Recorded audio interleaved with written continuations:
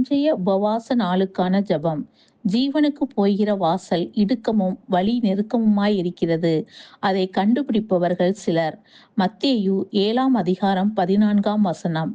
ஆம் பிதாவே, உம்மை வந்தடையத்தக்க வழி மிகவும் கடினம். நாங்கள் பல வேளைகளில் வழி அருகே கற்பாறை மீது விதைக்கப்பட்ட விதை போலிருக்கிறோம்.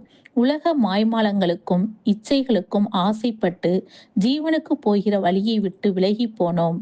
எங்கள் சிலுவையை நாங்கள் சுமக்க விரும்புகிறதில்லை. சுகபோக வாழ்வு வேண்டும் என்கிறோம். கிறிஸ்துவுக்காக அடிக்கப்பட விரும்பவில்லை, நெருக்கப்பட விரும்பவில்லை, எதையும் இழக்க விரும்பவில்லை. ஆனால் பரலோகம் வர ஆசைப்படுகிறோம். மன்னியும் பிதாவே, உமக்காய் நொறுக்கப்பட கோதுமை மணியாய் எங்களை மாற்றும். ஜீவனுக்கு போகிற இடுக்கமான வாசல் வழியே எங்களை வழிநடத்தும்.